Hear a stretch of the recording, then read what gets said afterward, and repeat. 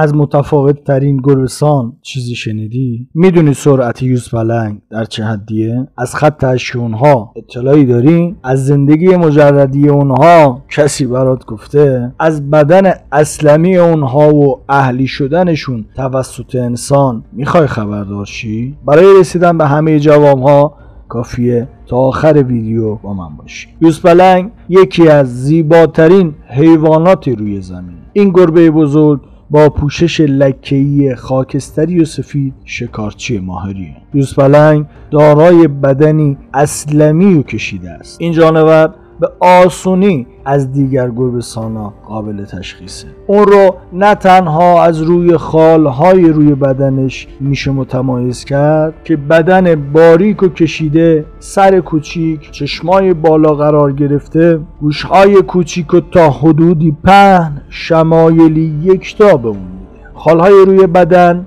گرد و سیاه رنگه ولی الگوی ویژه‌ای ندارن که تعداد اونها روی بدن هر یوزپلنگ به حدود 3000 عدد میرسه. نوار سیاه رنگی از گوشه چشم تا دهان اونها امتداد داره که به خط اشک معروفه. این خط با جذب نور خورشید از انعکاس نور جلوگیری میکنه و با کم کردن زنندگی نور خورشید درست مانند عینک آفتابی از چشمای یوزپلنگ محافظت میکنه. طعمه معمول یوزپلنگ ها آهوها، به ویژه آهوهای تامسون، ایمپالاها و دیگر پستانداران سندار هستند. یک نر بالغ تنها هر چند روز یک بار شکار میکنه، اما ماده های دارای توله تقریبا هر روز به شکار میپردازن. در حالی که سایر گربه‌سانان شکارچیان شب هستند، اونها در طول روز فعالند و بیشتر وقت شب رو به خواب سپری میکنند و اهل استراحتند. حالا که تا اینجای ویدیو رو تماشا کردید، با لایک کردن این ویدیو به ما این خبر رو بدید که از محتوای ما راضی هستید. یوزپلنگ ها شکارچیان بسیار قوی و تهاجمی هستند، اما معمولا انسان ها رو شکار نمی کنند و حمله به انسان در مواردی نادر اتفاق میفته. یوزپلنگ ها به سادگی توسط انسان ها تربیت میشن و به انسان ها در گرفتن شکار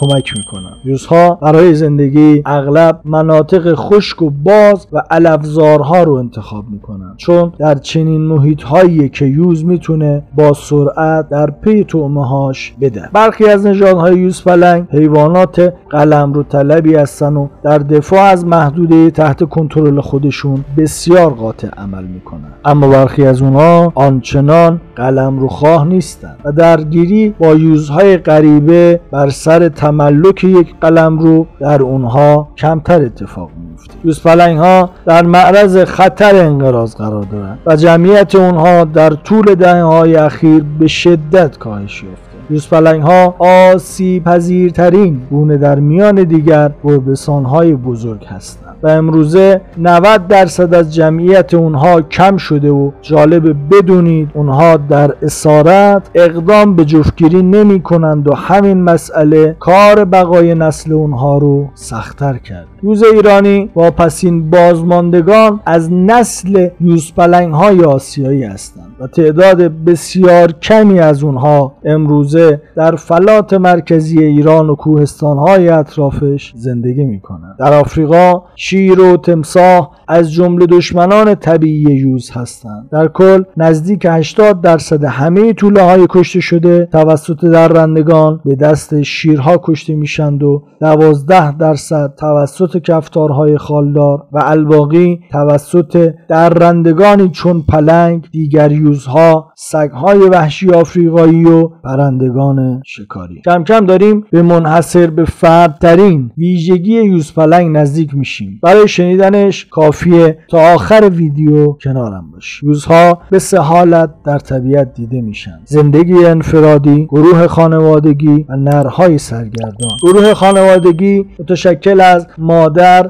به همراه توله هاشه و نرهای سرگردون معمولا برادر یکدیگند و اغلب یک ائتلاف 2 یا 3 نفره رو تشکیل میدن و به ندرت اتفاق میفته که یک نر تنها زندگی کنه. اعضای این ائتلاف مجردها در کنار هم قرار دارند و با هم به شکار میرند و معمولا محدوده زندگی اونها با قلمرو چند ماده همپوشانی داره. حرکات گروه و مقصدشون اغلب وابسته به رفت و اومد طعمه ها بستگی داره.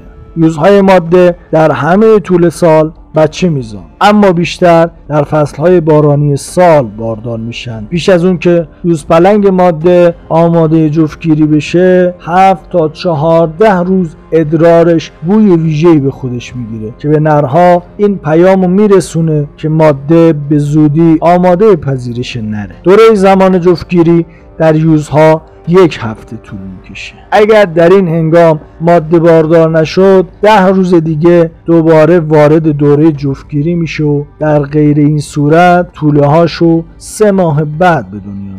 تعداد بچه‌های به دنیا اومده 4 تا 6 توله در هر زایمانه. برای ویدیوهای بعدی برام بنویس دوست داری کدوم حیوان و جانوری رو بشناسی. یوزپلنگ برخلاف دیگر گربه‌سانان بزرگ توانایی نعره کشیدن نداره. در صورتی که احساس خطر کنه یا جانوری بخواد طعمش رو از اون بدزده، صدای غرغر مانندی از خودش در میاره و پاهای خودش رو به زمین میکوبه. روش دیگه ترسوندن مهاجما بزرگ نشون دادن موهای روی شونشه که باعث میشه قد بلندتری داشته باشه و بزرگتر به نظر برسه. یوزپلنگ یا چیتا سریعترین موجود زمینیه که سرعتش بین 110 تا 120 کیلومتر بر ساعت هم میرسه. البته برای مدت کوتاهی با سرعت برابر با 120 کیلومتر توانایی دویدن داره. سرعت یوزپلنگ در عرض 2 ثانیه به 75 کیلومتر در ساعت میرسه که از شتاب بسیاری از خودروهای مسابقه‌ای هم بیشتره. یوزپلنگ به دلیل داشتن ستون فقراتی انعطاف پذیر، پاهای بلند و روان میتونه پرش‌هایی به طول 5 تا 7 متر انجام بده. اونها در بین مردم به نماد سرعت معروفن. برای دیدن ویدیوهای جانداران و حیوانات مختلف فقط کافیه کانال دانستنی‌های حیوانات رو دنبال کنی و منتظر ویدیوی بعدی ما باشید که در مورد توپلترین شکارچی روی زمین